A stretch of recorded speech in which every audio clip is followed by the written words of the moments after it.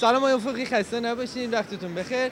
نظرتون درباره برگزاری این مسابقات چیه؟ بسم الله الرحمن الرحیم. اولا تشکر میکنم از حضور شما و همکاران رسانه‌ای برای پوشش این مسابقه‌ای که شما میدونین از سری مسابقاتیه که تیم فوتبال هنرمندان استان گیلان داره برگزار میکنه. این تیم تقریباً 14 سال تشکیل شده. الان من سعادت دارم به عنوان سرپرست این تیم خدمت شما باشم و مسابقات مختلفی رو در راستای دیدارهای خیریه و حمایت از فعالسازی این حس همدردی و حس نودوستی انجام داده که الان یکی از اون مسابقات با تیم ستارگان هنر گیلان که با حمایت سازمان منطقه آزاد انزلی، اداره کل ورزش و جوانان و سازمان انتقال، خیلی خوشحالم که امروز شاهدم بسیار از هنرمندان ایران زمین هم به استان گیلان اومدن برای این کار خیر که خرید یک دستگاه پلاکت خون برای بیداران مبتلا به سرطان حضور پیدا کردن. از طرف دیگه مرحوم مصطفی رضازاده، مربی ورزشکار پر افتخار گیلانی که چه در عرصه‌های ملی و چه در عرصه‌های بین‌المللی افتخار آفرینی کرده، برای ما مشاور ورزشی سازمان منطقه آزاد بودن.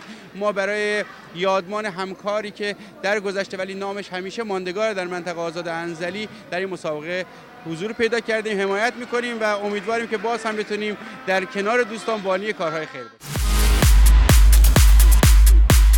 سلام عرض می‌کنم خدمتتون، خسته نباشید. اول تشکر کنم گیلان مدیا که من چون کارم رسانه است بگم که واقعا یه اتفاقات جدیدی رو داره رقم میزنه. کیفیت اطلاع رسانی تصویری فضای مجازی رو تو گیلان بالا برده. من خودم یکی از دنبال کننده هاشم و افتخار میکنم که یه سری بچه جوان دارن این کار رو انجام میدن. در مورد این بازی هم بازی‌های خیریه و بازی‌هایی که این چنینی هست، هدفش اینه که یه تلنگری بزنه، یه یادآوری بکنه که ما یادمون نره مصطفی رضازاده یه قهرمانه که اومد یه کار جوانمردانه داشت انجام میداد، یه کار پهلوانانه داشت انجام میداد، اون تصادف اتفاق افتاد براش. یادمون نره کودکای سرطانی، یادمون نره کودکای اوتیسمی. فقط یک تلنگریه، اینکه هنرمندا میان دور هم دیگه، اینکه فقط این رو یادآوری بکنن. خدا رو شاکر هستم که برای دومین سال موفق شدیم تیم هنرمندای و ستارگان هنر رو بیاریم و هنرمندای گیلان هم وارد 11 12 سالش داره میشه و انشالله که این روند همینجوری ادامه داشته باشه.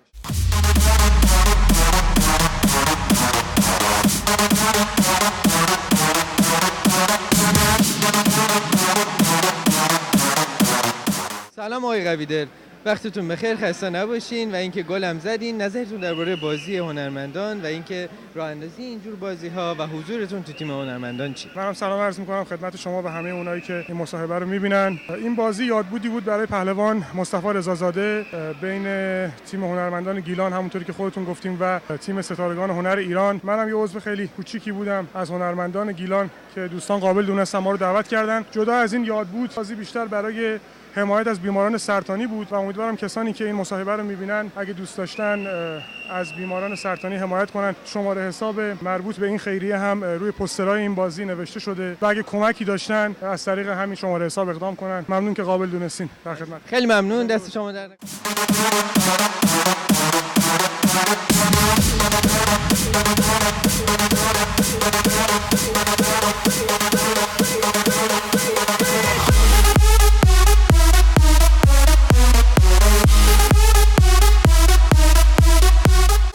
درود می‌فرستم به همه شما و همه بینندگان عزیز گیلان مدیا. مسابقه جام پهلوان مصطفی رضازاده بود که برای جمع کردن کمک به بیماران سرطانی. امیدوارم اینجور مسابقه ها برگزار بشه تا آدمای خیر بتونن در این مسابقات شرکت بکنن و کمک‌های خودشون رو در واقع عملیاتی انجام بدن. سلام آقای لرد، خسته نباشین. نظرتون درباره برگزاری مسابقات و حضورتون توی تیم هنرمندان چیه؟ سلام. نیت اصلی برگزاری این مسابقه و دور هم اومدن این دو تا تیم بحث حمایت و همدلی برای سازمان انتقال خونه، همونطور که توی همه موارد هنرمندها پیش قدم هستن. اینجا ما به این دعوت هم لبیک گفتیم و اومدیم و هستیم. ان شاءالله که این همدلی و همراهی با مردم اتفاق بیفته و بتونیم توی این مسیر اثر مثبتی داشته باشیم. سلام عرض می‌کنم آقای مهدوی، بهتون خوش آمد میگم به شهر رشت و نظرتون درباره این بازی رو می‌خواستم بدونم. عرض ادب و احترام خدمت شما و بینندگان عزیز. امیدوارم که همیشه خوب و خوش و خرم باشین، همیشه هم به کار خیر پیش قدم باشین. خیلی خوشحالم که دعوت شدم به شهر خودم، شهر گیلان، شهری که خیلی خاطره دارم. اول فصلم در خدمت سپیدود بودم. امیدوارم که این بازی‌ها تداوم داشته باشه و به نظر من ماهی 2 بار این بازی‌ها انجام بشه. به نفع همه است. هم روحیه عزیزان شاد میشه، هم اتفاقات خوبی میفته.